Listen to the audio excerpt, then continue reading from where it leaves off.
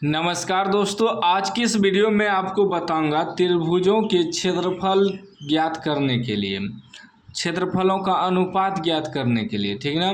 कह रहा है कि दो समरूप त्रिभुजों की संगत भुजाएं 7:5 के अनुपात में है। त्रिभुजों के क्षेत्रफलों का अनुपात है, ऑप्शन ए में है 49:125, बी में है 14:25, सी में है 49:25, डी में है 25:49। ठीक ना।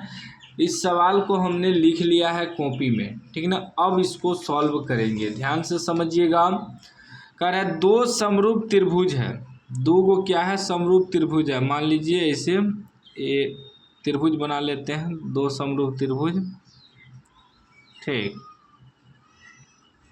दो समरूप त्रिभुज बना लेते हैं। एगो हो गया ए बी सी, एगो त्रिभुज हो गया डी ई एफ। ठीक ना।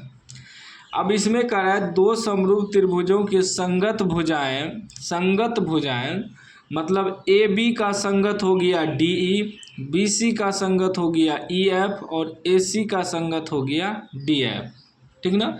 संगत भुजाओं के अनुपात में है, तो इसका अगर हम बी सी मानेंगे, इसका अनुपात अगर भुजा इसका हम बी सी मानेंगे 7, तो ई वाला हो जाएगा 5। यदि हम ए बी को मानते 7 तो डी ई हो जाता 5। ठीक ना। संगत भुजा कोई सा भी भुजा हम ले सकते हैं, कोई दिक्कत नहीं है। ठीक ना। चाहे तो ए बी का भी रख सकते हैं, डी ई का भी रख सकते। इसका दो नियम बताएंगे, एक शॉर्टकट भी हम आपको बताएंगे। ठीक ना।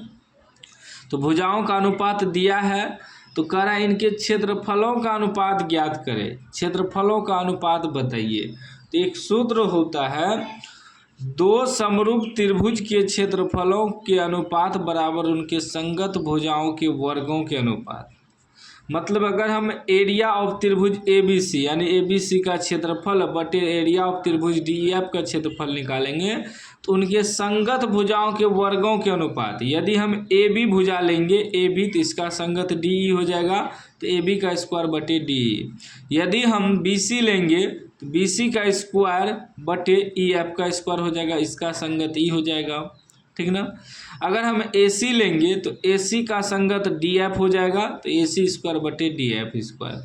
मतलब कोई एक भुजा लेना है। ठीक ना। ये हम तीनों इसलिए बता दिए, कभी कदाल वहाँ दर्शा देता है कि यह भुजा इतना है, यह भुजा इतना है। तो हम तीनों भुजा के वर्गों के अनुपात कर सकते हैं त्रिभुज के क्षेत्रफल के अनुपात के बराबर में। ठीक ना।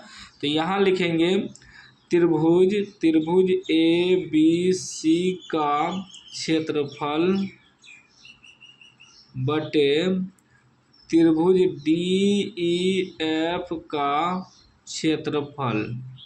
अनुपात का मतलब क्या हुआ, त्रिभुज ए बी सी का क्षेत्रफल बटे त्रिभुज डी ई एफ का क्षेत्रफल, ये अनुपात में हो गया।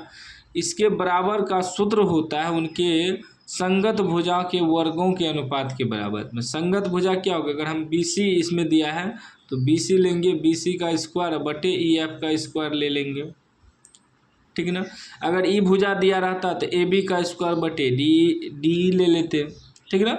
बस याद रखिएगा, त्रिभुज के क्षेत्रफलों का अनुपात बराबर होता है उनके संगत भुजाओं के वर्गों के अनुपात। अब त्रिभुज ए बी सी का क्षेत्रफल बटे त्रिभुज डी एफ का क्षेत्रफल तो निकालना है, या इसको ऐसे भी लिख सकते हैं, एरिया ऑफ त्रिभुज ए बी सी बटे एरिया ऑफ त्रिभुज डी ई एफ बराबर भुजा क्या है, बी सी 7 है तो 7 का स्क्वायर, ई एफ 5 है तो 5 का स्क्वायर। तो कितना हो जाएगा, 7 का स्क्वायर 49, 5 का स्क्वायर 25। तो क्या निकल गया, 49:25 निकल गया। तो 49:25 हमारा आंसर हो गया। 49:25 सी में है, सी राइट आंसर हो जाएगा। एक शॉर्टकट नियम क्या है कि यदि भुजाओं के अनुपात दिया है, क्षेत्रफल का अनुपात निकालना है, तो सीधा स्क्वायर कर देना है।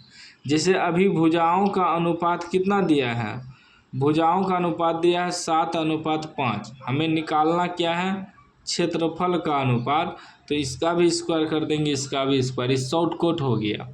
तो 7 का स्क्वायर 49, 5 का स्क्वायर 25, डायरेक्ट आंसर निकल जाएगा 1 सेकंड के अंदर। ठीक ना। अगर भुजाओं का अनुपात दिया है, क्षेत्रफल का अनुपात निकालना है तो स्क्वायर कर देना है। कभी कभी क्या करता है कि क्षेत्रफल का ही अनुपात दे दिया, मान लीजिए क्षेत्रफल का अनुपात दे दिया 49:16, तब कह देगा भुजा का अनुपात निकाले, तब क्या करेंगे रूट कर देंगे, 49 पर भी रूट कर देंगे, 16 पर भी रूट कर देंगे। 49 का वर्गमूल 7, 16 का वर्गमूल 4, इस प्रकार होगा। इसी में देख लीजिए ना, एक सवाल है कि दो समरूप त्रिभुज के क्षेत्रफलों का अनुपात 121 और 225 हो तो उनकी संगत भुजाओं का अनुपात निकालें।